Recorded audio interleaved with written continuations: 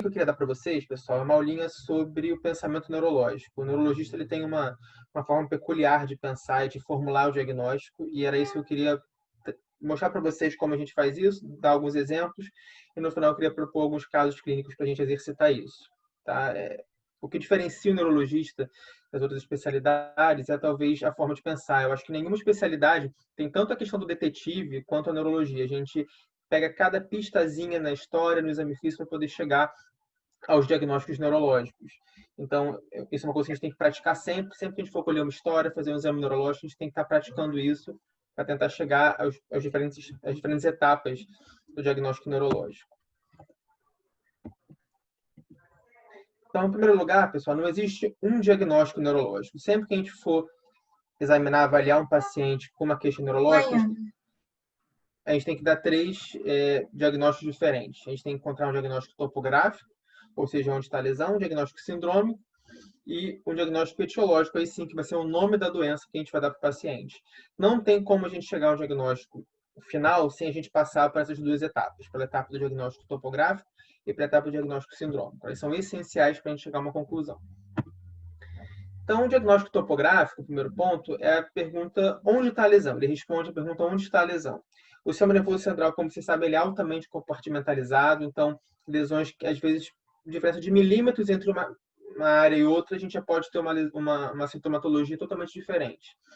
Para a gente chegar a essa conclusão de onde está a lesão, a gente precisa tanto da anamnese quanto do exame neurológico, como eu vou mostrar para vocês mais para frente.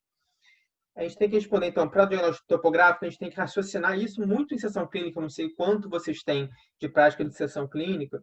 Na sessão clínica, a gente sempre vai tentar responder essas perguntas progressivamente. Primeira pergunta, se é uma doença do sistema nervoso, que a gente está lidando, se é uma doença do sistema nervoso central ou periférico, e sendo onde no sistema nervoso central ou periférico essa doença se encontra, essa lesão se encontra. Parece besteira falar se é uma doença do sistema nervoso, mas esse é um caso, os dois exemplos que eu vou citar são exemplos de casos meus recentes, que essa pergunta que parece boba, parece uma coisa primária, é fundamental. Então, um paciente sexo masculino de 37 anos que me foi encaminhado pela pneumo por ter dor torácica. Ela não conseguia elucidar essa dor torácica, fez investigação cardiológica, fez a tomografia de tórax, não conseguiu encontrar. E aí a primeira coisa que eu falei para ele foi o seguinte: o fulano, eu não acho que o seu problema seja problema neurológico. Dor torácica não é uma queixa geralmente neurológica, é uma queixa da pneumologia, é uma queixa da cardiologia, em alguns casos até uma queixa da gastro, um paciente com pirose, com tração esofagiana. Acho que não é uma doença do sistema nervoso, mas vamos conversar, você me conta a sua história, eu vou fazer o exame neurológico e a gente vê o que dá. E aí o paciente que estava em investigação por um possível lúpus, e como eu falei, tanto a investigação torácica pneumológica quanto a investigação cardiológica foram inconclusivas. E quando eu fiz examinar esse paciente, essa dor dele não era uma dor pleurítica, não era uma dor reto-external, era uma dor que tinha uma distribuição endermátomo. É uma dor que se estendia de T5 a T6, era uma dor até bilateral. E além da dor que ele tinha, que era uma dor muito intensa, ele também tinha uma hipoestesia tátil. Ou seja, o paciente também tem um sinal focal. Além de ter uma dor com uma distribuição classicamente neurológica, é um paciente que também tem uma alteração focal ao exame. Então, esse paciente, que à primeira vista, só pela queixa, dor torácica, não parece um doente neurológico, quando a gente examina, a gente chega à conclusão que sim. É um paciente que tem, nesse caso, uma neuralgia intercostal, cuja etiologia ainda não consegui decifrar. Então, isso posto, se está no sistema nervoso, a gente tem que saber se está no sistema nervoso central ou periférico. Que, lembrando, uma questão extremamente básica da anatomia, se está no sistema nervoso central, pode estar no cérebro, no cerebelo, no tronco cerebral ou na medula. E aí, quando a gente vai pensar nisso? Como é que a gente, pelas pistas da história e do exame físico, a gente pode pensar em cérebro, cerebelo, tronco ou medula? No cérebro, por exemplo, o cérebro obviamente é muito complexo, então é difícil da gente dar para te dar na verdade, um curso inteiro só sobre esse tópico, sobre localização. Mas para eu pensar que uma lesão é mais encefálica, eu posso ter sintomas cognitivos, então esquecimento, alteração da consciência de outras formas, coma, sonolência. Eu posso ter distúrbios do movimento, vários distúrbios do movimento, tremores. Parkinsonismo não é tão comum, mas pode acontecer também. Eu posso ter coreia, eu posso ter hipercinesias em geral, distonias. E os déficits motores, quando eles acontecem, eles costumam ser desmediados. Então, só um lado do corpo está alterado. Aqui eu vou pedir mil perdões para vocês. Essa aula eu fiz ontem de noite muito cansado, tive cerebelo, mas o cerebelo não dá déficits motores, pelo menos não de força, de imidiados, né? Ou o tronco cerebral, e a medula ocasionalmente também pode dar um déficit de imidiado. Então, a gente tem que ir pensando também pelo resto da história se esse déficit de imidiado é por lesão cerebral, por lesão de tronco ou por uma lesão medular até, e o resto do exame neurológico vai ajudar a gente. E o exame neurológico, que é clássico de sintomatologia de sinal neurológico no paciente com doença cerebral, são sinais piramidais. Então, paciente com hiperreflexia, com hipertonia espástica, com sinal de Babinski, com sinal de Hoffman, geralmente de um lado só, a gente tem que pelo menos pensar que seja cerebelo ou tronco cerebral. O cerebelo, as queixas que a gente vai procurar no paciente que tem queixa de doença cerebelar são desequilíbrio em coordenação, principalmente. O paciente vai falar...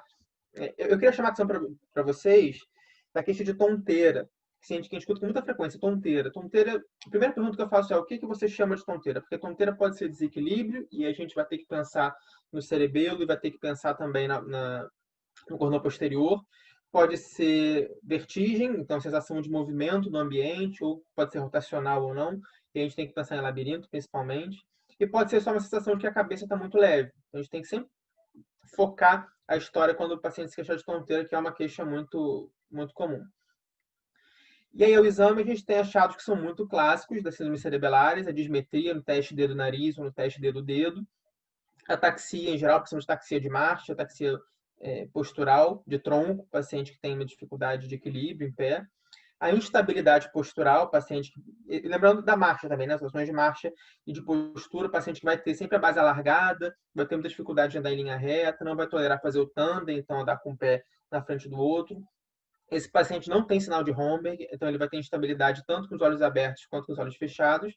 E a digiadoxcinesia, que é a dificuldade de fazer movimentos alternados rapidamente. O clássico é fazer o movimento de bater com a palma e com o dorso da mão, mas qualquer movimento que a gente peça para esse paciente fazer, que seja alternado e repetido de forma rápida, ele não vai conseguir fazer. Então, são pistas para a gente pensar que pode ser uma doença cerebelar.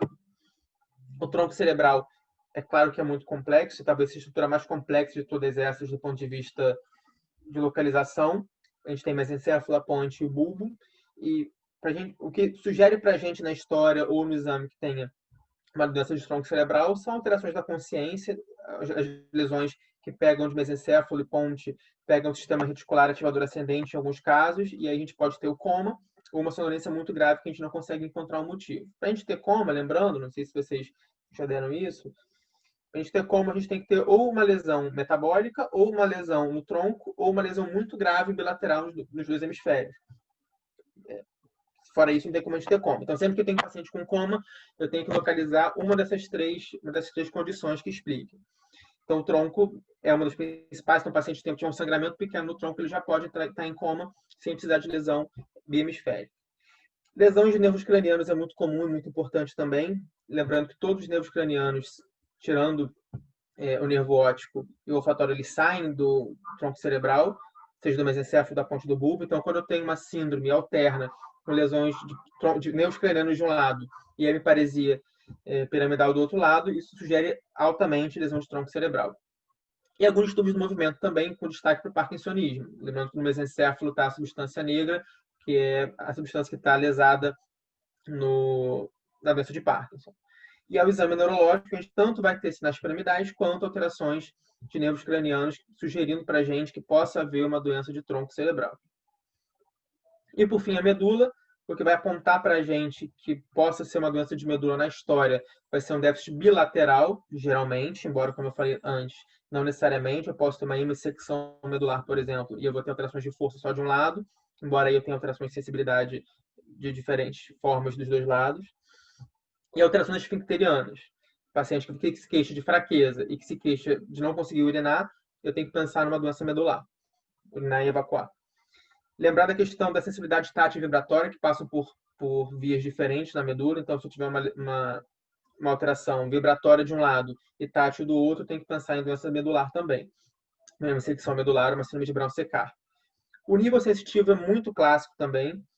Então, paciente que você consegue definir bem que a partir de T10, por exemplo, que é a linha do umbigo, dali para baixo o paciente não sente, dali para cima ele sente, isso é extremamente sugestivo de doença medular também. E a presença, claro, de sinais piramidais.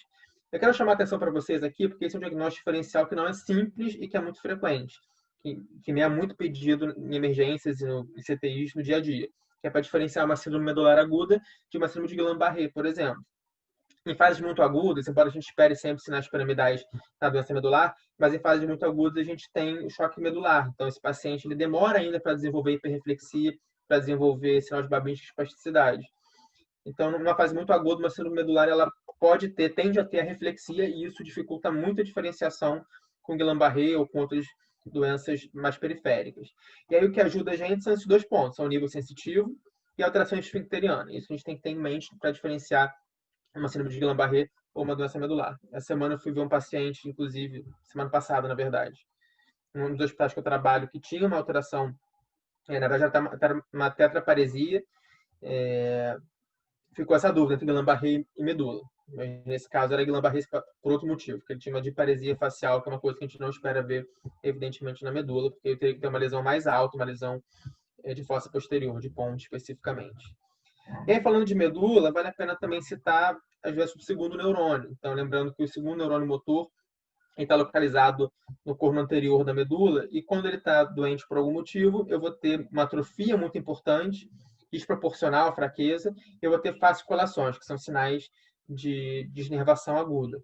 Também pode acontecer em neuropatias periféricas muito agudas, com destruição axonal grave, mas no doença do segundo neurônio a gente também tem fasciculações. Beleza. Passando do sistema nervoso central para o periférico, o sistema nervoso central periférico, o sistema nervoso periférico, ele se divide nas raízes, plexos e nervos, que vão levar as informações para a placa motora e da placa motora para o músculo. Eu não vou entrar tanto na questão das raízes e nervos, porque, claro, que aqui é uma questão muito complexa, e isso vai depender muito da localização de cada plexo, de cada raiz. Isso faz parte da questão da anatomia e de fisiologia muito difícil. Esses pacientes eles vão ter alterações tanto sensitivas quanto motoras, costumam ser concomitantes, não costumam ser tão dissociadas, dependendo, claro. Eu posso ter um paciente que tenha só doença motora e só doença sensitiva, mas não é comum que eu tenha sensitiva de um lado e motora do outro lado, por exemplo, contra uma síndrome medular. A distribuição desses sintomas é muito típica, geralmente. Então, eu tenho que conhecer bem a anatomia das raízes, conhecer bem a anatomia dos nervos para poder compreender, para poder identificar qual raiz ou qual nervo está acometido. Então, por exemplo, se eu tiver uma radiculopatia de C4, eu vou ter uma alteração de sensibilidade cobrindo bem o meu ombro. Se eu tiver de C6, eu vou pegar a porção mais lateral da mão. Então, tudo isso a gente tem que conhecer para saber a distribuição. E, claro, a distribuição nervosa é a mesma coisa. Eu tenho que saber qual é a distribuição do meu nervo ulnar, do meu nervo mediano, para poder saber se aquela fraqueza ou aquela alteração de sensibilidade que eu tô encontrando ela corresponde ao território de um nervo específico. Existem alguns padrões que são um pouquinho mais típicos. Então, por exemplo, a polineuropatia, que é uma doença do nervo periférico que é simétrica e geralmente é distal. Então, são pacientes que vão ter queixas motoras e sensitivas com predomínio distal, e isso vai ajudar a gente a diferenciar, por exemplo, de uma doença de placa motora de uma doença muscular. O exame neurológico que eu costumo ver é uma reflexia. Eu posso ter dor radicular em pacientes com radiculopatia, e uma das queixas mais comuns em consultório é a lombociatalgia, por compressão das raízes lombares altas. Desculpa, altas não, baixas, L3, L4. E esses pacientes eles podem ter sinal de Laseg, que é um teste em que você levanta a perna do paciente e ele vai sentir dor a partir de determinado arco, a partir de menos de 45 graus, a gente considera alterado, é um sinal de que existe uma compressão radicular. Então, a dor, que ela parte da coluna e ela irradia para algum lugar, irradia para um braço, para uma perna, é uma dor que a gente chama de radicular e sugere para a gente que existe doença da raiz nervosa. E aí, a alteração de sensibilidade em geral, a hipoestesia, diferentes modalidades, dependendo se é uma neuropatia de fibras finas, se é uma neuropatia de fibras grossas, e a allodynia, que é quando você tem uma sensação dolorosa com um estímulo que não é doloroso. Quando eu só toco, o paciente já sente uma dor muito forte, isso também é um sinal de que eu tenho uma doença de nervo periférico. As doenças de placa motora. Então, a placa motora, para quem não se lembra, é a junção entre o axônio motor e o músculo, é quem passa a informação do nervo para o músculo diretamente. Existem algumas doenças na neurologia, como a miastenia graves, como a Submediton-Lambert, que são caracterizadas por acometimento da placa motora, da junção neuromuscular. E essas doenças elas têm características que são muito típicas, que a gente tem que sempre acender a luz vermelha, que são flutuação e fatigabilidade. Então, esse paciente, ao longo do dia, ele tende a ir piorando. ele começa bem e ao longo do dia ele tende a cada vez mais sentir fraqueza, pacientes vão falar, a minha fraqueza é de noite e não de manhã. A fatigabilidade, ele não consegue sustentar um movimento. Se eu peço para esse paciente manter uma contração sustentada, por exemplo, ele vai cansar de forma muito mais rápida do que uma pessoa normal. A fraqueza ela é proximal, da mesma forma que nas miopatias, diferente das neuropatias periféricas. E a gente vai ter com muita frequência, principalmente na miastenia graves, um acometimento ocular e bulbar, geralmente assimétrico. Então, além da fraqueza muscular dos 4 membros, são pacientes que vão ter ptose, que vão ter alterações de motilidade ocular, vão ter... E são alterações que são bizarras. Você pode ter um olho com uma fraqueza só para o reto lateral, outro com uma fraqueza para o reto inferior, sem nenhum nexo anatômico muito claro. Nesse caso, a gente tem que pensar sempre em junção neuromuscular. Esses pacientes, apesar dessas alterações, eles têm reflexos normais e eles costumam ter sensibilidade normal também, porque eu não estou pegando o nervo sensitivo. Então, são pacientes que a semiologia ajuda muito a gente já definir um diagnóstico. E as doenças musculares, que por algum motivo fazem parte da neurologia também, mas que são mais raras, são doenças que a gente tem uma fraqueza proximal, predominantemente, é o que caracteriza as doenças musculares, é a fraqueza predominantemente proximal, embora existam miopatias também mais distais. Os músculos cranianos podem ou não estar afetados dependendo da doença. Algumas doenças, algumas distrofias, algumas doenças inflamatórias têm alteração de musculatura craniana com frequência. Mas o resto do exame costuma ser inocente. A gente não tem alterações, geralmente, de reflexo, de sensibilidade. Eu posso ter dor muscular em algumas formas, em algumas miopatias tóxicas, por exemplo, por uso de estatinas. Eu vou ter dor à compressão muscular. Eu posso ter atrofia, posso ter, até o contrário, posso ter uma pseudohipertrofia em alguns pacientes, com substituição por gordura. Em alguns casos, eu posso ter também miotonia. A miotonia é uma dificuldade de relaxamento do músculo. Eu peço o paciente apertar bem a mão, quando eu peço para ele soltar, ele não consegue imediatamente, demora um pouquinho. Algumas doenças musculares, como as distrofias miotônicas, cursam com um quadro assim. Um sinal que é muito clássico, que a gente vê nas miopatias, é o levantar miopático. Pede para o paciente sentar no chão e se levantar, e ele só consegue fazer isso escalando o próprio corpo.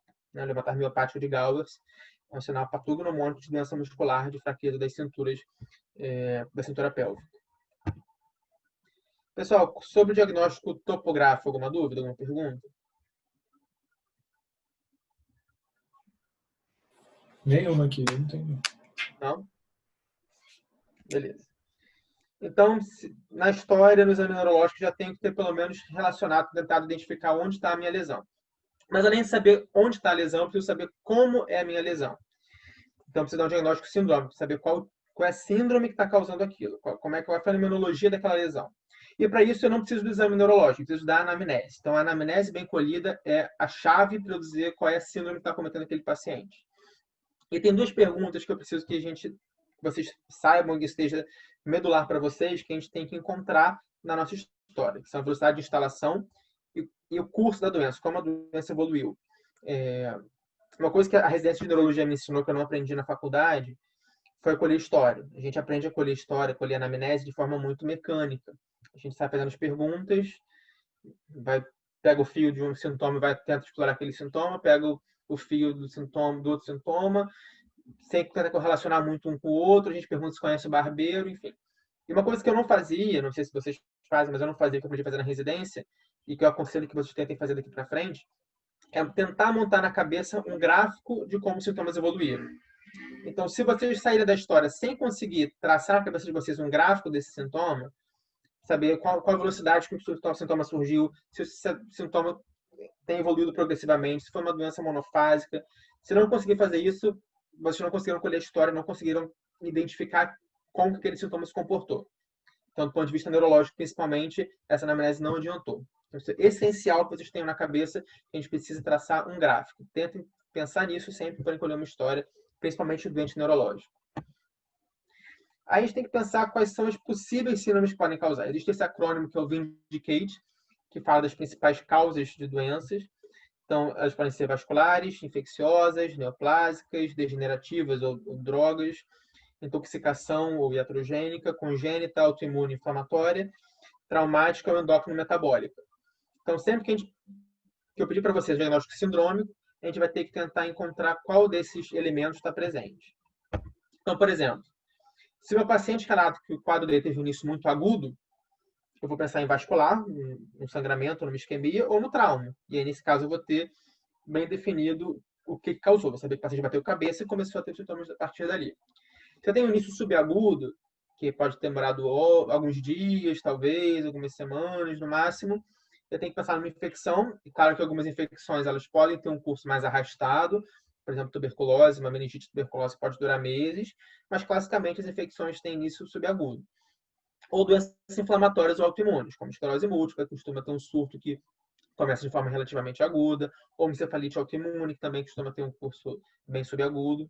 E, por outro lado, se eu tenho um paciente que está evoluindo por várias semanas, meses, até anos, eu não vou pensar numa doença vascular, eu vou pensar numa doença degenerativa, vou pensar numa doença metabólica, às vezes, ou no processo neoplásico, dependendo, claro, do tumor. Alguns tumores que sejam mais agressivos podem ter uma evolução que é um pouco mais rápida, mas sempre eu tenho um quadro arrastado, eu tenho que pensar nessas possibilidades. Pensando no curso da nossa doença, então, eu identifiquei que o sintoma começou de uma vez só, que o sintoma tem, até ele atingir o seu máximo, ele demorou alguns meses. E a partir daí, a partir do máximo desse sintoma, como que ele se comportou? Se ele ficou igual, foi monofásico, eu também vou pensar em vascular e em trauma. O paciente teve um AVC, por exemplo, eu não espero que ele continue piorando depois que ele atingiu o máximo. Ele atingiu o máximo e acabou. O trauma, a mesma coisa. Se é um paciente multifásico, ou seja, um paciente que piora, depois melhora, depois piora de novo, depois melhora. Eu vou pensar muito em doenças inflamatórias com destaque aqui para a esclerose múltipla, que é uma doença inflamatória que cursa com surtos e supressões. Da mesma forma, eu falei também lá atrás da miastenia graves, é uma doença também inflamatória, também autoimune, que tem esse mesmo curso, ela cursa em surtos. O paciente tem uma piora de repente, depois mantém a sua fraqueza, depois pode ter uma outra piora. Tudo isso deve fazer a gente pensar numa doença inflamatória. E a progressão, a gente vai ter aí outras várias doenças, dependendo muito da velocidade de progressão, a gente pode pensar mais em umas ou outras. Então, doenças inflamatórias, elas progridem de forma mais rápida, doenças infecciosas, doenças metabólicas. As doenças metabólicas, elas podem tanto ser rapidamente quanto lentamente progressivas, dependendo de como elas... Qual é a doença metabólica que eu estou falando, né? Uma encefalopatia de Wernicke, por exemplo, por deficiência de tiamina, ela pode piorar muito rapidamente. E quando tem um processo que está piorando lentamente, eu estou falando de um quadro degenerativo, de um quadro neoplásico e também, como eu falei antes, de um quadro metabólico, dependendo do tipo de doença metabólica que eu estou lidando. Aqui eu trouxe um segundo exemplo, de um caso também da nossa equipe recente, em que foi muito importante fazer o diagnóstico sindrômico. Então, uma paciente de sexo feminino, com 25 anos, que tem síndrome do anticorpo antifosfolipídio, rim único. Ela internou por conta de uma crise convulsiva poucas horas antes. E a fraqueza discreta em membro superior esquerdo também, bem discreta. Ela tinha uma tomografia, essa tomografia tinha uma hipodensidade frontotemporal à direita, exercendo um leve edema. Então, a hipótese do colega que viu esse quadro foi de que fosse um AVC isquêmico, né? Porque é uma paciente com SAF, que é uma doença que predispõe a eventos trombóticos, a paciente que tem o rim único também é uma questão que pode predispor a questões cardiovasculares, e um sinal focal de início relativamente agudo, na impressão dele. Só que aí, quando a gente escolheu a história com um pouquinho mais de carinho, viu que além dessa crise convulsiva algumas horas antes, a paciente já vinha evoluindo há mais ou menos um mês com essa fraqueza no braço. Então, a crise convulsiva apareceu agora, mas o quadro dela já vem evoluindo antes, em um mês mais ou menos, de forma lentamente progressiva. O que vocês pensariam para essa paciente? Qual seria o diagnóstico sindrômico possível para essa paciente? Sindrômico e topográfico para essa paciente, na verdade. Qual a opinião de vocês?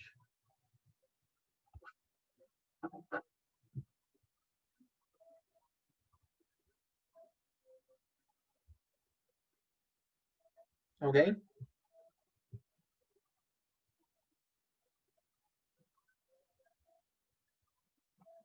Eu não vou falar se ninguém me responder.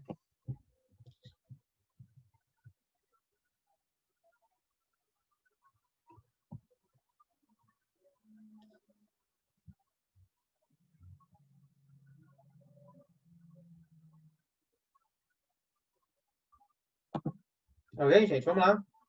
Diagnóstico topográfico. Uma paciente com uma doença do sistema nervoso central ou periférico? Deu chat. Uhum. Ela... Não, eu não quero um diagnóstico etiológico. Eu quero um diagnóstico topográfico e sindrômico. Ela é um diagnóstico etiológico. Eu quero diagnóstico Topográfico. Essa paciente tem uma doença do sistema nervoso ou não tem uma doença do sistema nervoso? O problema dela é SAF só.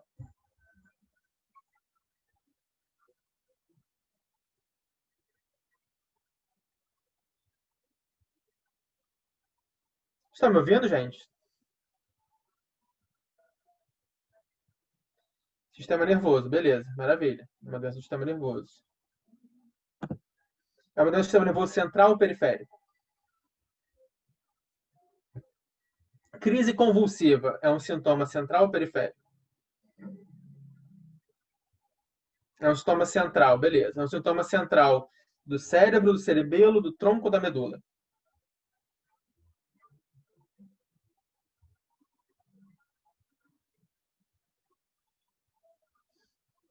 Beleza, então é uma doença do sistema nervoso central que está no cérebro. Então a gente concorda que essa paciente não tem, principalmente pela crise convulsiva, ela não tem uma doença medular, né? Nem uma radiculopatia. O fato dessa doença estar evoluindo há um mês, mais ou menos, de forma lentamente progressiva, faz a gente pensar numa doença vascular, como o colega pensou no primeiro momento?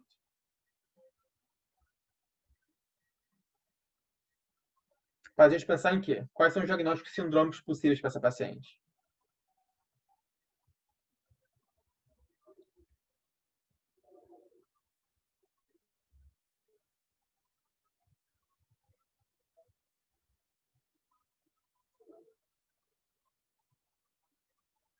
Entendeu a pergunta? Quais são os diagnósticos sindrômicos que a paciente pode ter? Ela pode ter uma doença vascular, a gente concordou que não.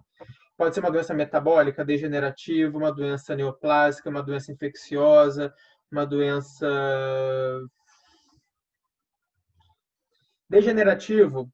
Em um mês de pouco tempo é um paciente muito jovem. É incomum a gente ter uma alteração degenerativa, mas pode ser. Metabólico é uma possibilidade, mas como crise convulsiva, mas doenças metabólicas raramente dão sinal focal. Então, eu não esperaria que eu tivesse um sinal focal, uma alteração de força por uma doença metabólica. Neoplasia, neoplasia é uma boa opção. Neoplasia, infecção pelo tempo é menos provável, mas não é impossível. Infecção, tá, Marcelo? Eu posso ter, por exemplo, um abscesso que vai dar uns sintomas arrastados e sintomas focais. Tá? Esse paciente poderia ter um abscesso. Neoplasia é uma excelente opção, uma doença progressiva que está evoluindo de forma arrastada. Neoplasia pode acontecer em qualquer idade. Ok? O rim único, nesse caso, não tem influência. Então, essa aqui é a imagem da paciente. A paciente que tinha uma gliomatose, então tinha um tumor realmente grande. Foi operada, confesso que não sei o desfecho. Só para saber, pessoal, quando eu abro aqui a janela do chat, aparece para você a janela do chat também ou só para mim que está aparecendo? Só para saber se está atrapalhando. Ótimo, bom saber. Então, isso posto, dado esse exemplo, depois que a gente já fez o diagnóstico com base nesses conhecimentos topográfico e sindrômico, eu vou partir para o diagnóstico etiológico, saber quem é a lesão. E aí as informações, tanto da anamnese quanto do exame neurológico, e agora também dos exames complementares, vão ser extremamente úteis. Ok?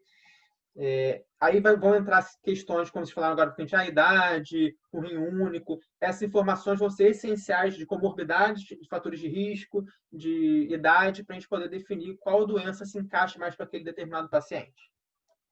Ok? Então, eu trouxe alguns casinhos para a gente discutir, nesse mesmo modelo que a gente discutiu nesse último exemplo, como exercício. Beleza? Se não, vejamos. Então, a paciente do sexo feminino, hipertensa, diabética, que tem uma história de infarto agudo do miocárdio há 2 anos. Ela procura um ambulatório de neurologia por dificuldade para engolir, que evoluiu com fraqueza em membros superiores e membros inferiores. Não tem história familiar, ela nega etilismo ou tabagismo. Essa história para vocês é suficiente ou falta alguma coisa?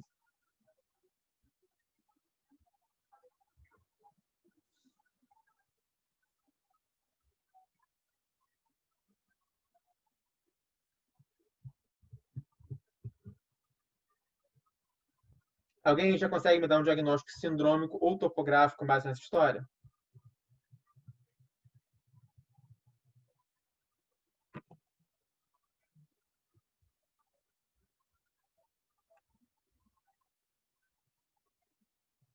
ICC.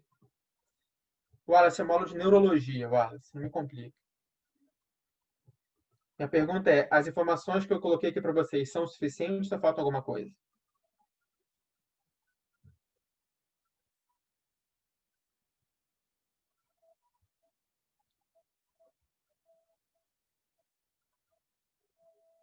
Marcelo pensaria em ela bulbar pela disfagia. Marcelo, é uma hipótese diagnóstica, mas eu não te dei informações nem sobre... Acho que poderia dar mais pistas. Eu não te dei nenhuma informação sobre a evolução desses sintomas, sobre como eles surgiram. Eu não dei informação nenhuma para vocês ainda. Então, como eu falei para vocês, pessoal, a história ela não é suficiente se eu não disser para vocês como os sintomas evoluíram. Ok? Se vocês não conseguirem na cabeça de vocês traçar um gráfico que explique como os sintomas se instalaram, não adianta nada. A história não serviu para nada. Então, essa história aqui, como eu vou mostrar para vocês, não adianta nada. Ok? Então, vamos complementar um pouquinho a história. Então, essa paciente de sexo feminino, 62 anos, hipertensa diabética, infarto 2 anos, ela tem uma disfagia há 3 meses, de instalação progressiva e que vem piorando lentamente desde então. Essa fraqueza ela evoluiu tanto proximal quanto distal, ela é assimétrica e ela tem piorado também progressivamente.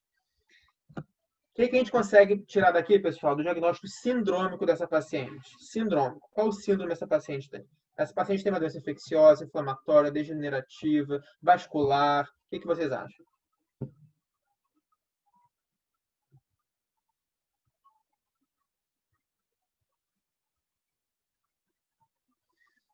Vamos lá, Wallace, problema medular.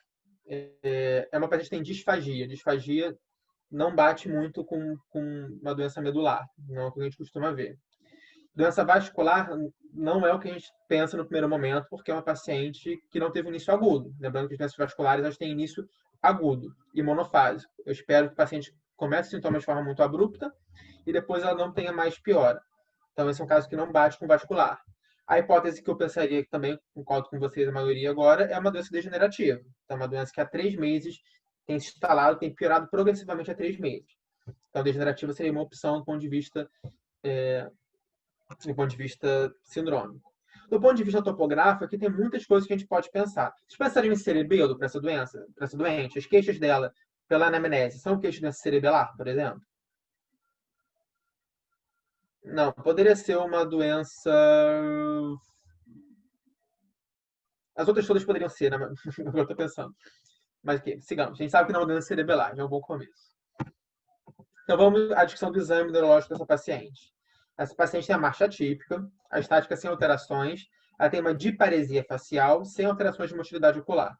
Ela tem uma atrofia de língua com fasciculações. Ela tem a força grau 4+, membro superior esquerdo, proximal e distal, grau 4, membro superior direito, proximal e distal, grau 5, membro inferior esquerdo e grau 4+, membro inferior direito, proximal e distal. Ela tem uma hiperreflexia global, tem o sinal de Babinska direito e tem o sinal de Hoffmann bilateral. Sensibilidade de coordenação sem alterações. Fasciculações dos 4 membros. Essa paciente tem um exame neurológico de uma neuropatia periférica, pessoal?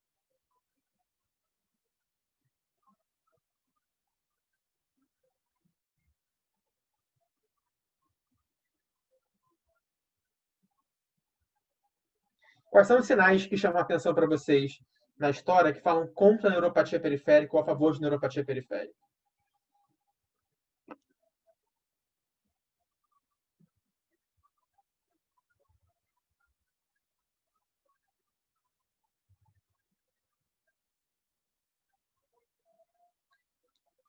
Ela não tem perda de sensibilidade, Marcelo. Ela não tem perda de sensibilidade. Nem na percepção. Não tem isso na história.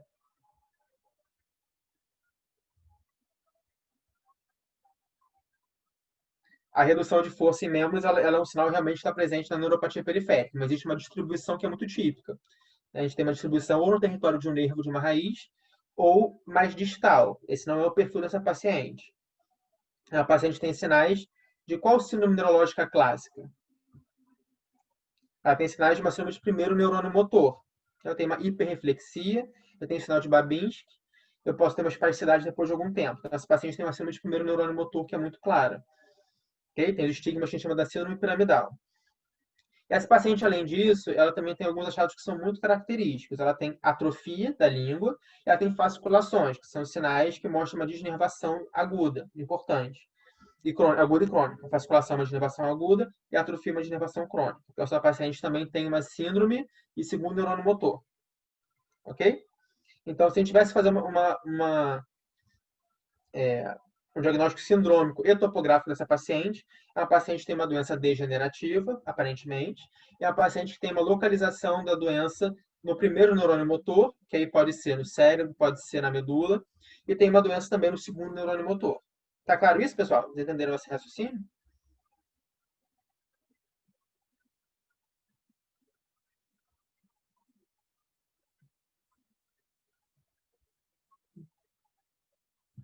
Preciso de mais sims, ou algum não, se alguém não tiver entendido o raciocínio.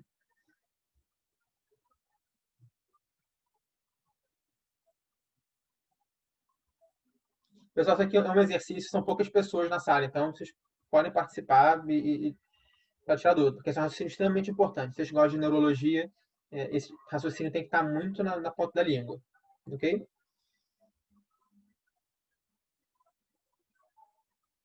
Eu posso repetir, com certeza. Então vamos lá. Essa paciente que tem um quadro degenerativo pela história. A gente viu na história que a paciente tem uma evolução dos sintomas de forma progressiva. Então, o que a gente vai pensar vai ser muito mais um quadro degenerativo, ou poderia ser até neoplásico, muito um quadro vascular, um quadro inflamatório infeccioso. Então, nosso raciocínio está muito mais para o lado da degeneração. Ao exame dessa paciente, vamos ver o que ela tem de importante. Ela tem uma perda de força, a perda de força que é proximal e distal. Isso fala um pouquinho, conta para a gente tanto de uma neuropatia periférica quanto de uma miopatia. É uma paciente que tem achados que são bilaterais, então isso fala contra uma lesão unilateral do cérebro também. E ela tem sinais que são sinais que a gente chama de síndrome piramidal. A síndrome piramidal é aquela que acontece quando tem uma lesão no primeiro neurônio motor. Então, lembrando, a gente tem o primeiro neurônio motor que vai lá desde o córtex motor até a medula, e na medula ele faz uma sinapse no corno anterior da medula com o segundo neurônio motor.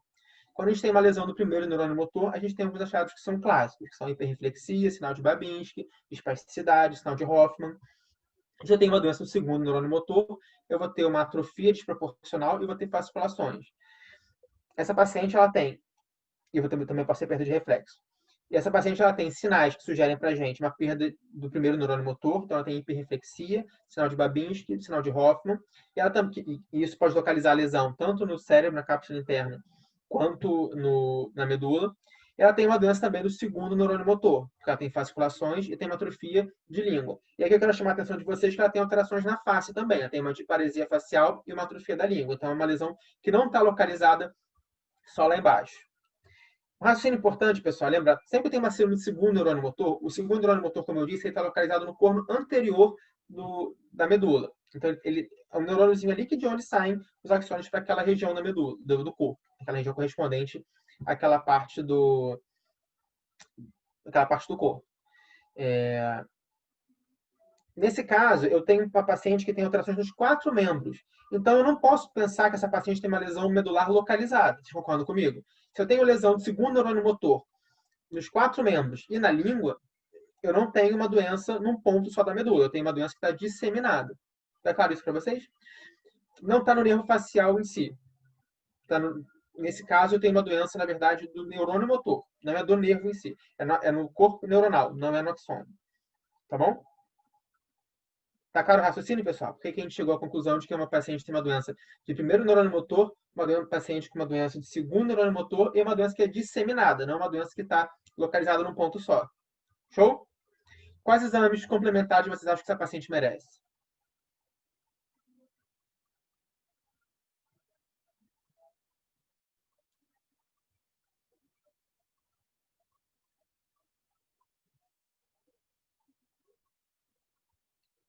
A ressonância de crânio é uma boa opção, mas eu quero lembrar vocês o seguinte: como uma paciente tem sinais de segundo neurônio motor nos 4 membros, eu garanto a vocês que existe doença na medula também. Ok? Então, até posso pedir uma ressonância de crânio, uma ressonância de coluna. Eu vou mostrar para vocês a ressonância de crânio dessa paciente até. Mas o que eu vou focar mais até nesses casos, o diagnóstico diferencial, é lesões que estão na transição cérvico-bulbar. Mas a ressonância de crânio, ok, é um bom exame para se pedir. Existe um outro exame que é muito importante também para esses casos.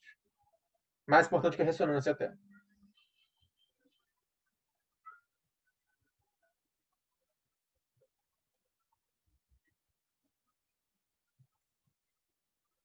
O outro exame que é essencial nesses casos, pessoal, é a eletroneuramiografia, para poder ver. Isso aí, Marcelo, é a eletroneuramiografia. É o exame que vai fechar o diagnóstico dessa paciente. Ok? Então, essa ressonância de crânio da paciente. O que eu quero chamar a atenção para vocês, como eu falei, não é uma doença localizada, é uma doença que é generalizada. Eu quero chamar a atenção para vocês, eu já falei que é uma ressonância, né? Não tô falando. Eu quero chamar a atenção de vocês que a gente tem uma hiperintensidade na região do córtex motor. E essa hiperintensidade ela é espalhada durante todo o trato córtico espinhal, ele fica mais claro no flare. Por que ele fica mais claro? Porque ele fica mais rígido, pela destruição dele, pela degeneração, ele fica mais duro mesmo, né? Mais firme. Então, quando se avaliava lá atrás esses tratos córticos espinhais, se definia esse tipo de endurecimento com outro termo para endurecimento que é a esclerose. Então, a paciente tem uma esclerose do trato córtico espinhal, como visto aqui na ressonância. Se a gente pegasse uma ressonância no coronal, que poderia ter pego até, a gente consegue ver bem desenhadinho até o trato córtico espinhal hiperintenso em alguns casos. Lembrando para vocês que o trato córtico espinhal passa no feixe lateral da medula, então eu tenho uma esclerose lateral. E como eu também tenho perda da musculatura por lesão do segundo neurônio motor, eu tenho também uma amiotrofia. Então eu tenho uma esclerose lateral amiotrófica, daí que vem o nome. Como eu falei, a tensão cérvico-bulbar é o mais importante. É a neuromiografia que a gente geralmente pede para fechar o diagnóstico, embora não seja essencial. A gente tem ondas positivas, que são sinais de degeneração aguda, potenciais de fasciculação. Eu também poderia ter ondas bizarras gigantes, por degeneração crônica, e uma condição sensitiva normal. Então, um exame que fecha para essa paciente o diagnóstico de esclerose lateral amiotrófica. Se ela teve um começo bulbar, realmente uma variante bulbar, uma variante de péssimo prognóstico. Perdi uma paciente, inclusive, com ela bulbar esse mês. Então, não sei quem foi, não lembro quem foi agora que acertou o diagnóstico de cara, mas chegou no lugar certo por vias erradas, porque não tinha dado o suficiente ainda para esse diagnóstico. Mas acontece. Tá claro, pessoal, o diagnóstico, raciocínio por trás de chegar nesse diagnóstico, vocês entenderam bem?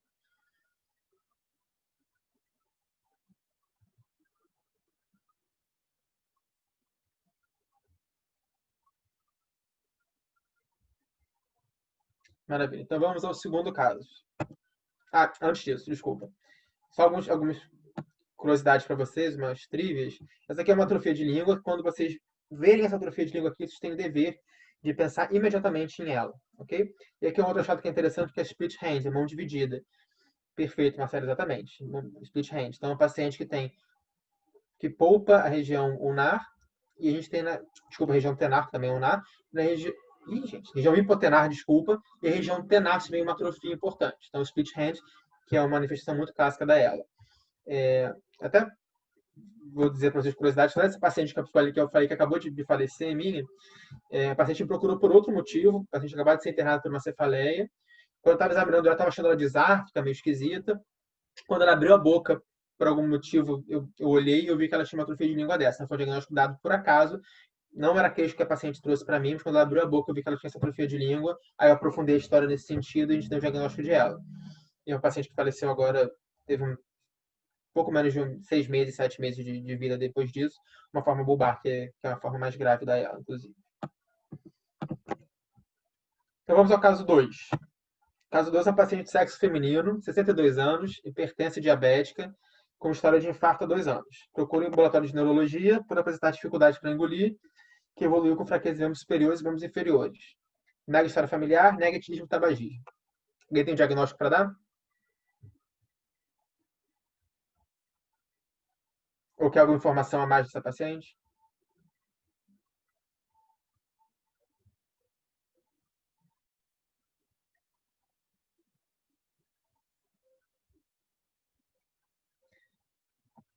Não é a mesma, Marcelo. É outra paciente. As queixas são as mesmas, mas é a mesma paciente. É outra paciente.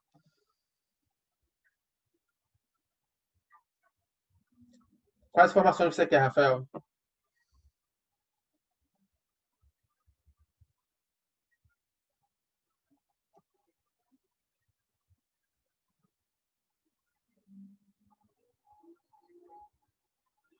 Show, isso aí mesmo. Então, se não, vejamos. Então, esse paciente procura um ambulatório de neurologia por dificuldade de engolir, de início subagudo há 6 meses, que vem piorando lentamente desde então. Essa paciente também, de vez em quando, ela piora um pouco. Esqueci de colocar, mas de vez em quando pode piorar um pouquinho. Depois melhora. Ela evoluiu com uma fraqueza de membros superiores e inferiores, predomínio proximal assimétrica. Os sintomas costumam ser piores no fim da tarde e início da noite. Ela nega história familiar, nega etilismo e tabagismo. Diagnóstico e síndrome topográfico. Você consegue chegar a alguma conclusão, pessoal?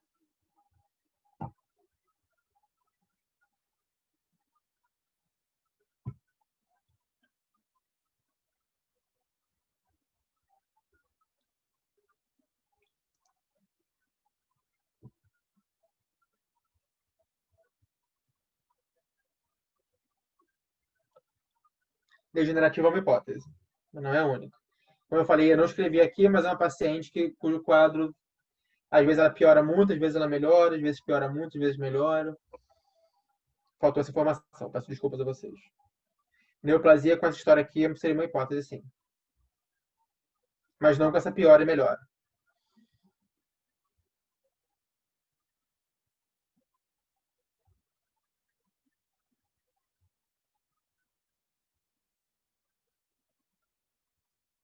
Lembrando, pessoal, que o início é subagudo, tá? Degenerativo e neoplásico, eu não espero que seja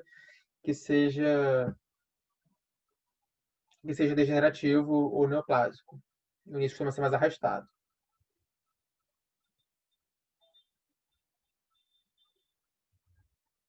Metabólico pode melhorar e piorar também, pode acontecer, algumas variações. Tem alguns casos muito interessantes, pacientes com alterações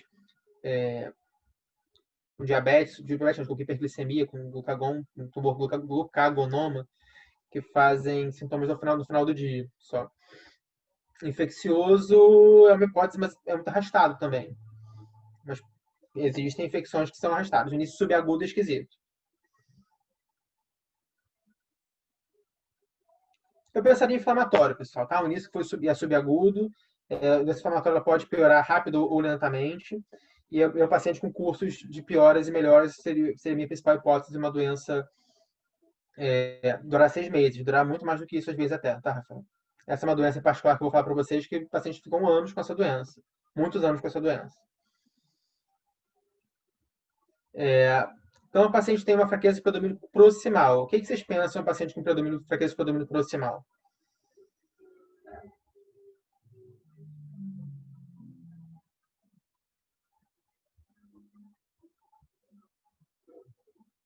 Cervical pode ser proximal ou distal, dependendo da região. Se for mais alto, mais proximal. Se for um pouco mais abaixo, cervical baixo, você vai pegar mais região distal. E aqui eu estou pegando também região de ombros inferiores, então não tem muito como ter essa diferença.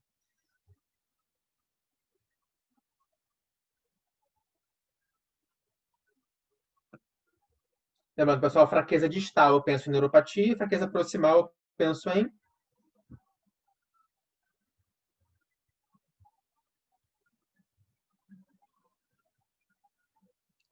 compressão medular. Com essa história é uma hipótese, mas é estranho que seja predomínio proximal. E que piore no final da tarde, início da noite, que flutue também. Miopatia é uma opção boa, uma fraqueza proximal, então o paciente pode ter uma miopatia ou uma doença da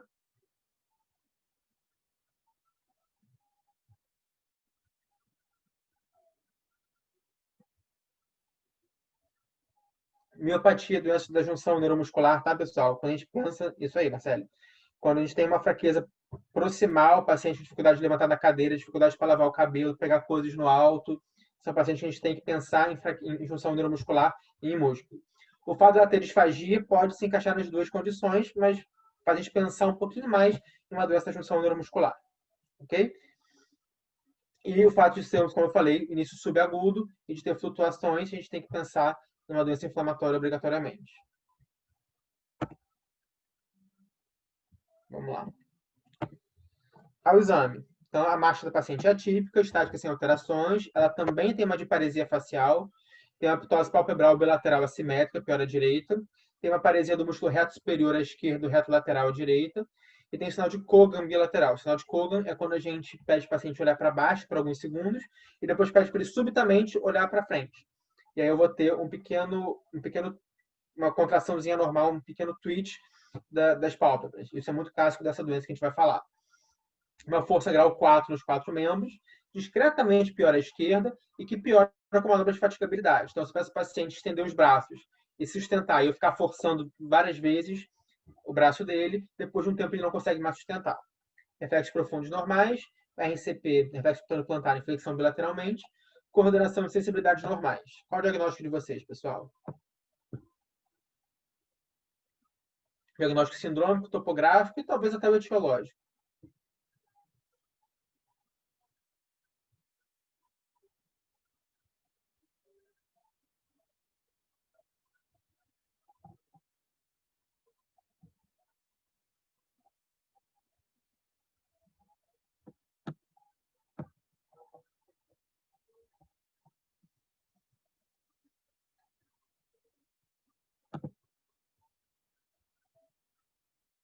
Alguém, gente? Vamos lá. Rafael, eu quero diagnóstico. Desculpa. Eu quero diagnóstico topográfico e sindrômico, antes do etiológico. O etiológico vem por último. Se você me der o sindrômico e o topográfico, eu te deixo chutar mestenia graves.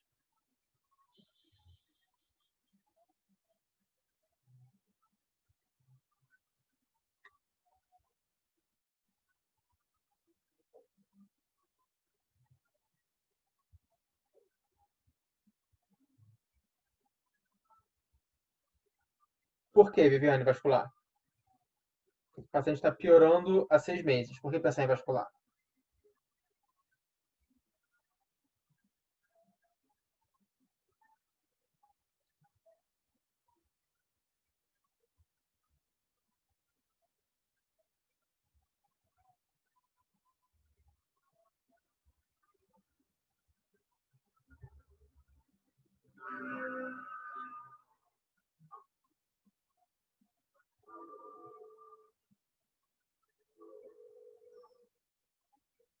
Só degenerativa. Vamos lá. Vascular. Por que não é vascular? Porque é um paciente que teve um início subagudo e que está evoluindo os sintomas há alguns meses. Doenças vasculares não têm essa evolução. As doenças vasculares elas são muito agudas e elas são monofásicas. Okay? Doença degenerativa é uma possibilidade, mas o fato dessa paciente ter tanto início subagudo, quanto ter flutuações, tanto ao longo do tempo quanto dentro do dia, fala contra a doença degenerativa. Não é impossível, é uma hipótese que a gente tem que manter no bolso até, mas não seria a principal hipótese. A gente chegou à conclusão já, começando sobre a história. Lembrando, eu não preciso do exame físico para dar o diagnóstico sindrômico. A gente concordou, eu acho, que, a anamnese sugeria para a gente que o diagnóstico sindrômico mais provável era inflamatório. Ok? Uma doença autoimune, mais possivelmente. E quando a gente está falando de diagnóstico topográfico aqui, pessoal, com exame, onde está essa lesão? A gente falou que poderia ser, mais provavelmente, miopatia ou placa motora. Qual que você acha que é mais provável e por quê? Sem chutar.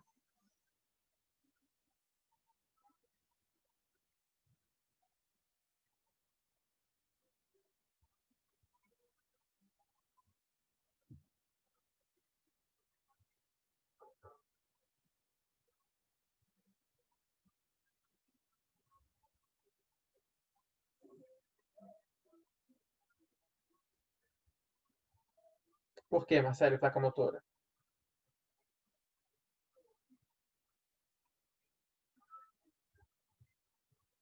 Ser assimétrico fala contra a doença muscular. Eu concordo contigo, mas não é impossível. Marcha atípica, Viane, quando a gente fala atípica, a gente quer dizer que ela é normal. Tá? Quer dizer, não que ela é normal, acho que ela não é uma marcha típica. A marcha típica é a marcha que a gente consegue caracterizar bem. A atípica ela pode ter alguma alteração, mas ela não é muito sugestiva. Alterações de marcha posso ter em vários tipos de doença. Tá? Tem a marcha miopática, a marcha cerebelar, tem a marcha de corno posterior, que é a marcha estalonante, tem vários tipos de marcha. Então, essa é uma marcha que não tem nada demais, mas se fosse uma marcha que tivesse uma coisa demais, isso não necessariamente indica doença cerebelar. Então, ter fatigabilidade, pessoal, é o que mais aponta para a gente uma doença de placa motora. Beleza? Tanto para miastenia graves, que é a mais provável, quanto para a doença de Thom-Lambert, que é outra que vem logo depois, que tem mais alteração de face. Não, a típica, quando a gente fala. Geralmente, quando a gente fala atípica, a gente quer dizer que não é uma marcha que a gente consegue caracterizar bem, mas também não é uma marcha normal. Tá bom? Existem marchas. Não sei se vocês conhecem os tipos todos de marcha que a gente tem, mas tem vários tipos diferentes de marcha. para diferentes doenças.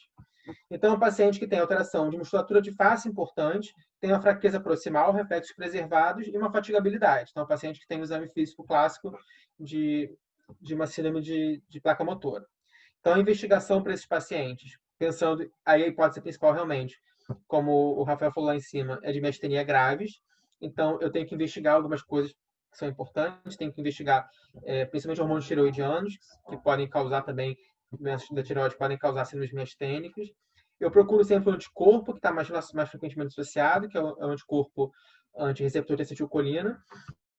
E eu vou fazer eletroneuramiografia também. E aí, nesse caso, eu faço um teste que é muito específico, que é o teste de estimulação repetitiva. Como é que é esse teste?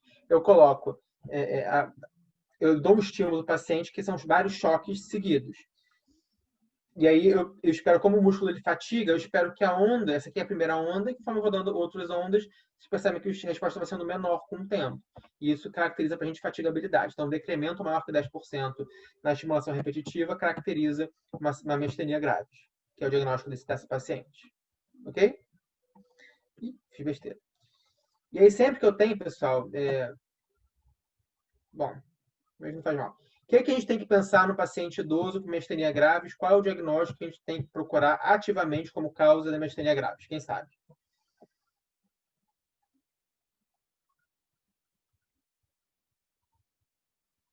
Que a investigação desse paciente está totalmente incompleta sem esse exame.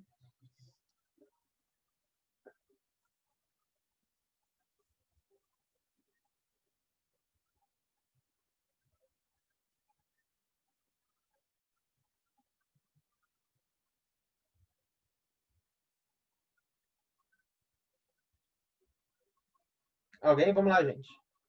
Miastenia grave está associada com... Tem que pensar logo de cara.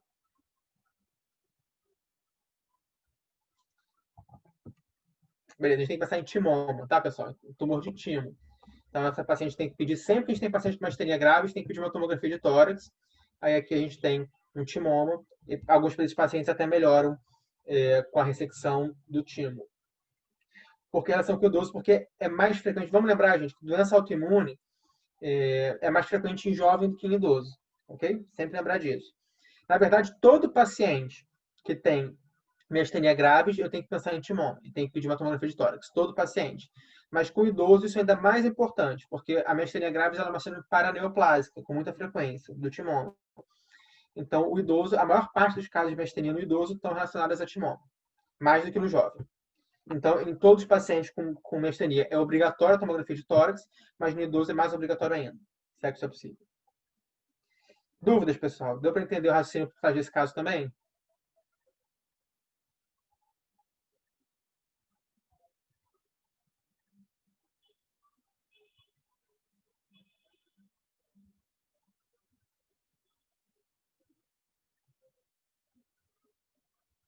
A segunda hipótese de quê?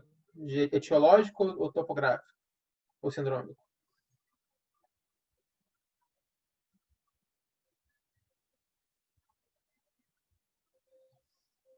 Etiológica, Rafael, eu não tenho nenhuma. É paciente com miastenia graves clássica, né? Alteração de musculatura ocular, alteração de musculatura bulbar, alteração proximal com fatigabilidade, não tem como pensar em outra doença. A questão é, a gente tem um diagnóstico topográfico e sindrômico, então eu tenho uma síndrome miastênica.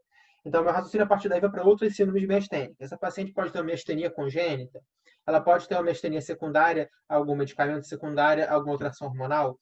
Então, meu raciocínio vai todo para aí. Se eu tenho um diagnóstico sindrômico topográfico bem claro, todo meu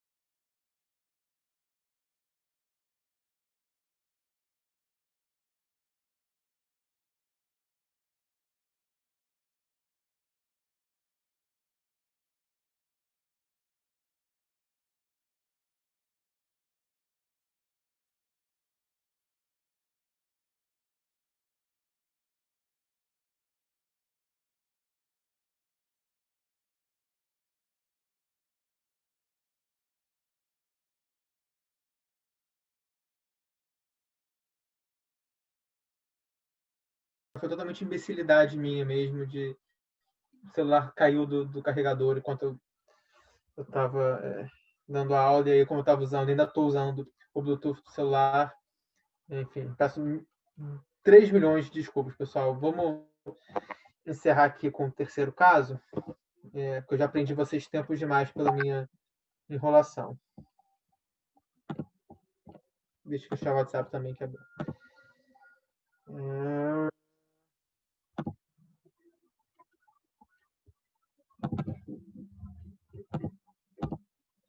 Então, vamos lá. Último caso, pessoal, para liberar vocês, já são 2 horas de aula já quase. O caso é o seguinte, a paciente de sexo feminino, 62 anos, hipertensa, diabética, história de infarto há 2 anos, procura um ambulatório de neurologia com dificuldade para engolir, que evoluiu com fraqueza em membros superiores e inferiores. Ela nega história familiar, nega etilismo e tabagismo. Quais informações vocês querem dessa história ainda, pessoal?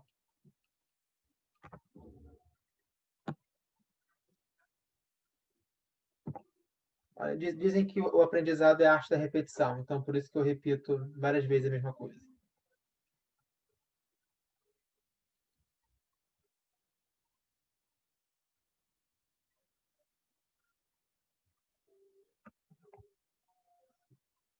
Isso aí, tempo de evolução, progressão principalmente, né? Então preste atenção nesse caso, esse último caso é um pouquinho mais complexo. Vamos lá.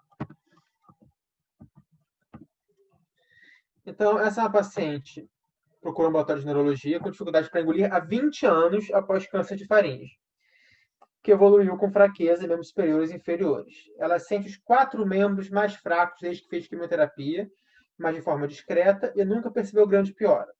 Há um mês, ela acordou com o membro superior esquerdo e inferior esquerdo mais fracos que o habitual, e não houve mudanças do quadro desde então. Fale para mim sobre o quadro, pessoal.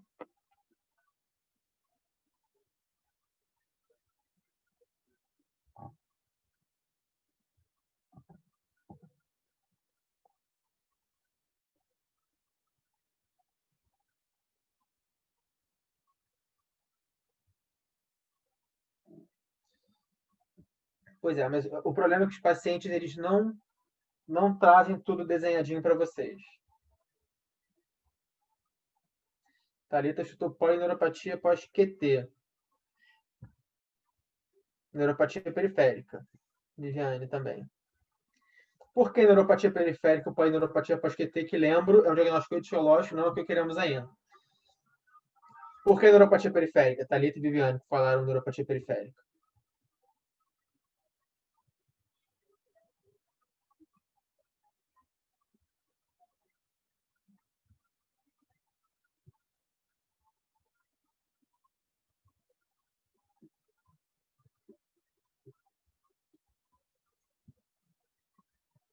Ou vocês já falaram polineuropatia. Gente, olha só. É uma boa possibilidade, seja uma neuropatia periférica pela químio, mas eu quero de vocês. Por que não é uma miopatia pela químio?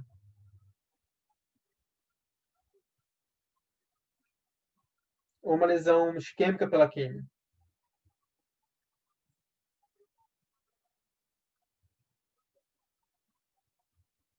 Ou uma lesão tóxica mais alta pela químio? Existe chemobrain.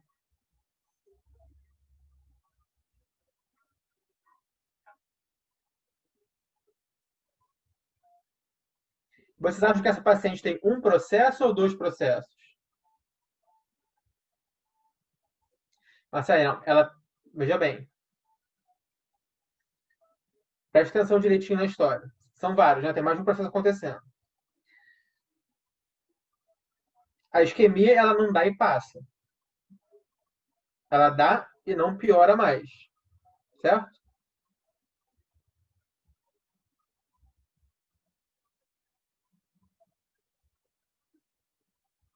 Então, quais são os vários que a gente tem? A gente tem 2 diagnósticos topográficos e 2 diagnósticos sindrômicos nesse caso. Quais são os 2 diagnósticos topográficos e os 2 sindrômicos nesse caso?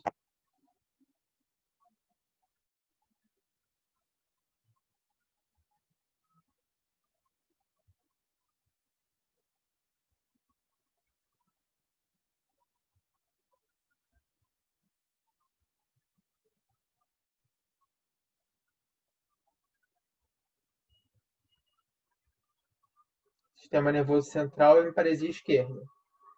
Excelente. Mas sistema nervoso central, onde você acharia que está, Thalita?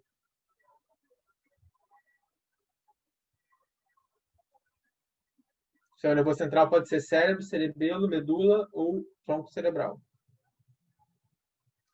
Ela pode ter uma metástase de medula?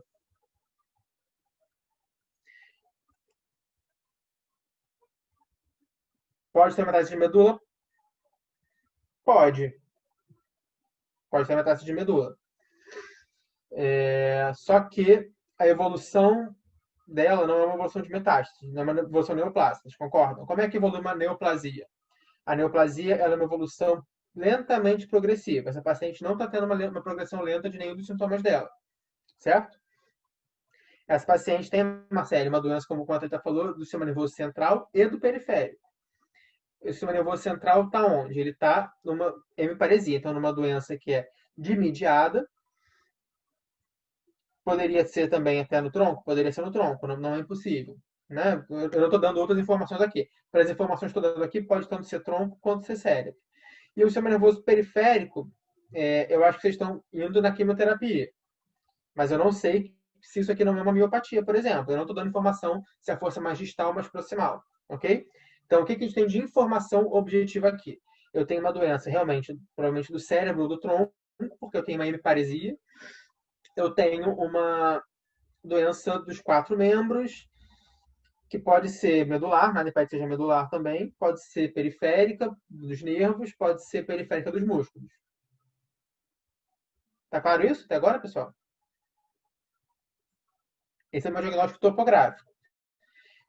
Essa minha doença que está nos 4 membros, que a Thalita acha que é uma polineuropatia, é uma doença com qual diagnóstico sindrômico? É uma doença vascular, inflamatória, infecciosa, tóxica, neoplásica? O que vocês acham?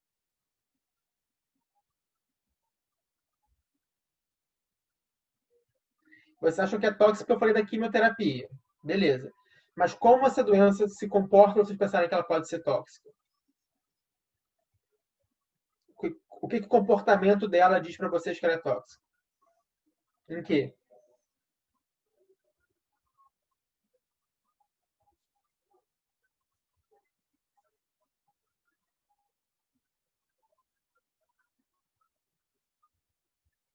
Não parece ser abrupta, realmente, a doença dos nervos. Se é que é uma doença dos nervos, olha eu falando besteira. É uma doença que teve uma relação com um fator específico, então pode ser tóxica ou traumática nesses casos, nesse caso, possivelmente tóxica, e que não teve grande piora e que parou de piorar depois que a gente interrompeu o estímulo externo. Então, tóxica realmente é a melhor hipótese para essa doença dos 4 membros. Gente, vamos lembrar, a paciente há 1 mês acordou com membros superiores e inferiores esquerdo mais fracos e não houve mudanças do quadro desde então. O quadro não está evoluindo há 1 mês, ok? O quadro aconteceu há 1 mês e não piorou desde então.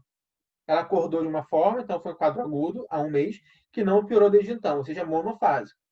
Se eu disser que a paciente há 1 ano acordou hemiparética, não quer dizer que o AVC dela está evoluindo há 1 ano. Quer dizer que há 1 ano ela teve um AVC, ok? Conseguem pegar essa diferença? Então, a paciente que tem, aparentemente, um quadro razoavelmente limitado, que não progrediu muito, possivelmente tóxico dos 4 membros, que eu não sei ainda se é muscular ou se é dos nervos, e eu tenho um quadro que parece ser cerebral ou possivelmente de tronco cerebral, que parece ser relativamente agudo, o que faz pensar principalmente em causas de que tipo?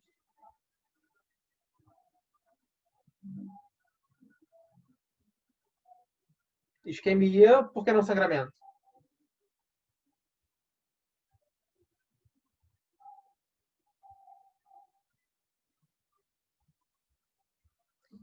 Mas eu estou falando agora aqui do quadro da hemiparesia. Tóxicas não tem muito porquê, porque não tem um estímulo de 20 anos atrás. Da hemiparesia seria qual diagnóstico sindrômico mais provável? Hematoma subdural é uma hipótese. Lembrando que hematoma subdural pode ser traumático ou não traumático. É uma hipótese. Então, quadro agudo, pessoal. O que eu quero ouvir não é um diagnóstico nosológico. Eu quero ouvir um diagnóstico sindrômico. A VE é um diagnóstico etiológico, não, nosológico. Eu quero diagnóstico sindrômico. É uma doença de que tipo? Vascular, infecciosa, inflamatória, tóxica, degenerativa, neoplásica. É isso que eu quero ver, gente. É uma doença vascular. Olha quantas hipóteses me deram aí. Pode ser um AVC isquêmico, pode ser hemorragia no hematoma subdural, pode ser um sangramento intraparenquimatoso. Várias hipóteses que eu não consigo saber pela história. Então, eu não posso dizer que é um AVC, que é um hematoma subdural. Eu posso dizer que provavelmente é uma doença vascular porque ela é aguda e monofásica. Tá claro isso? Se é uma isquemia, se é um sangramento, se é um hematoma subdural, um sangramento intra ou extraxial, eu só vou saber com os exames complementares. Isso não tem jeito. Show? Então, tá claro para vocês que é uma paciente que tem um quadro arrastado, antigo, e um quadro agudo. Maravilha. Vamos ao exame. É uma paciente que tem a marcha atípica, estática sem alterações, nervos cranianos sem alterações. Força grau 4, membro superior e inferior esquerdos. Grau 4 mais, membro inferior distal direito.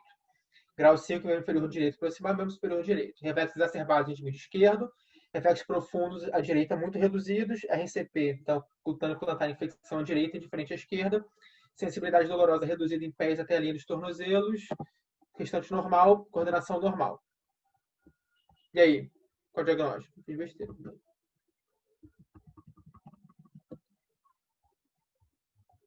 Calma aí, eu perdi vocês. Cadê meu...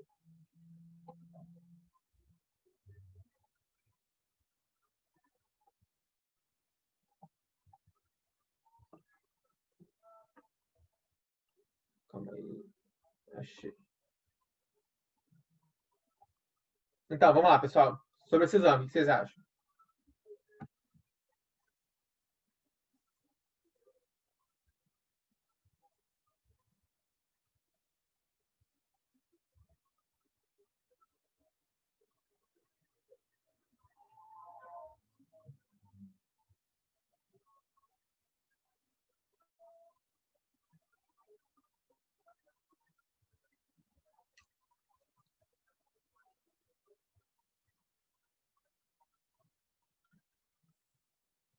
Hipertonia. Ah, tem hipertonia, tem. À esquerda. Não, não, não. Quando eu digo 4 mais, isso na verdade é um refinamento do exame. É porque a diferença, a escala do DMRC, a escala de força, ela é muito ruim. A gente usa ela, mas ela é muito ruim. Porque entre a força grau 1, desculpa, entre a força grau 0 e a força grau 3, tem muito mais variação, muito menos variação do que da força grau 3 para a força grau 5.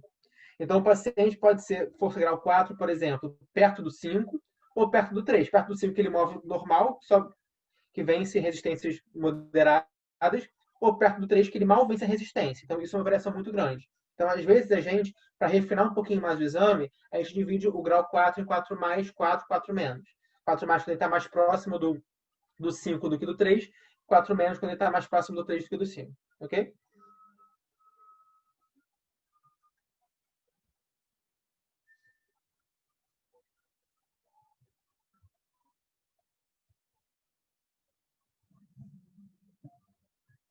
Então, vamos lá, gente. Vamos raciocinar. Nina, para de hematoma subdural, não chegamos lá ainda. Vamos lá. Tem neuropatia periférica por conta da sensibilidade, por que mais? Sensibilidade é uma pista muito importante para a neuropatia periférica, exatamente. Principalmente porque é uma sensibilidade com qual característica? Ou seja, tem no tornozelo, ou seja, ela é... Começa com diz e termina com tal. Isso, não é distrital. Então, é uma perda de sensibilidade distal. Show? Isso sugere para a gente que é uma neuropatia periférica. Maravilha. Além disso, os reflexos desse lado também estão reduzidos. É mais uma pista que eu tenho para neuropatia periférica. Maravilha. E do lado esquerdo eu tenho o quê? Uma síndrome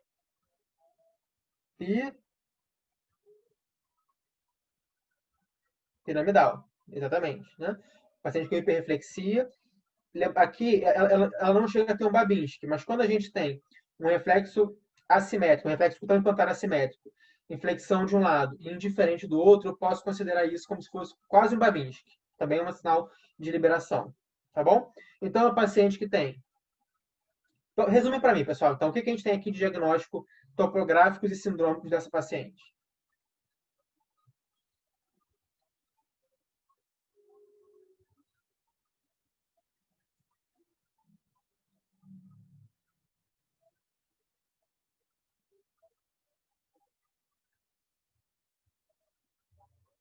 Quando eu digo polineuropatia, eu não preciso dizer que é periférica, tá? Polineuropatia basta. E uma síndrome piramidal por suspeita de lesão vascular, exatamente. Que a neuropatia periférica, minha suspeita principal é que seja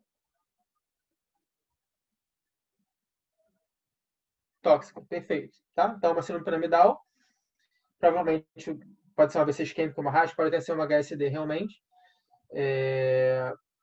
Lesão aguda, de mediada, e uma lesão, uma neuropatia tóxica, provavelmente pela QT, pela história que a gente tem. Perfeito.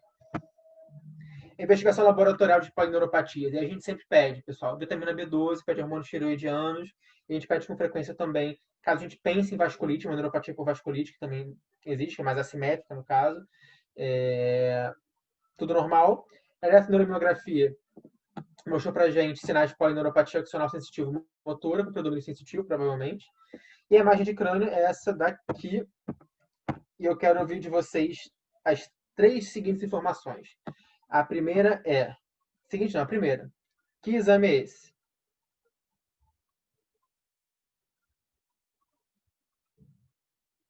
Uma ressonância, exatamente, do cérebro. Vocês conseguem me dizer qual é a sequência dessa ressonância de crânio? É um T1, T2, flare, difusão, ADC, suscetibilidade. Cruzes nada, menina, isso é lindo. A quantidade de informação que você consegue tirar sabendo interpretar isso, então vamos marcar uma aula de ressonância. Isso é lindo demais. Isso aqui, gente, é uma sequência de difusão, tá? Na verdade, essa ressonância não pode ser dessa paciente, é impossível.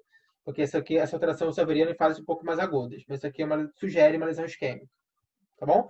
Uma lesão isquêmica núcleo-capsular do lado direito, realmente. Cápsula interna direita. Então, a paciente que tem uma polineuropatia, né? Uma polineuropatia tóxica, provavelmente pela quimioterapia, e também tem um AVC isquêmico.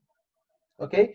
Então, esses 3 casinhos, pessoal, eu quis mostrar para vocês o seguinte, que eu posso ter 3 pacientes com as mesmas queixas exatas, mas se eu colher a história rápida desses pacientes, que nem a minha cara, eu não vou saber diferenciar um do outro, se eu não examinar, eu não vou saber diferenciar um do outro, mas tem quadros radicalmente diferentes se eu souber especificar a minha história e você vai fazer um exame neurológico bem feito. E depois também, claro, saber indicar os exames complementares da forma adequada.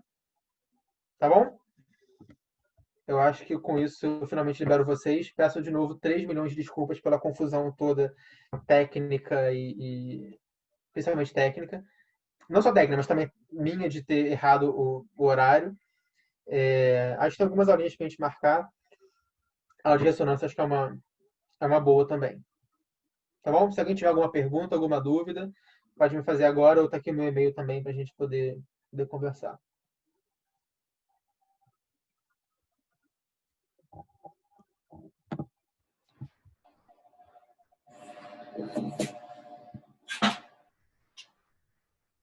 Foi muito bom, doutor. Eu adorei. Aprendi bastante. Maravilha. Alguém Essa é tem? uma aula que não é de decoreba, né, pessoal? Isso aí é uma questão de raciocínio que a gente tem que praticar e tem que treinar muito. Sim. Esse último caso foi mais difícil. Eu tive dificuldade. Mas é assim mesmo. Os pacientes não leem o livro antes de vir pra gente. Então... Mas foi bom para praticar o raciocínio. Vocês mataram o caso bem. Show de bola.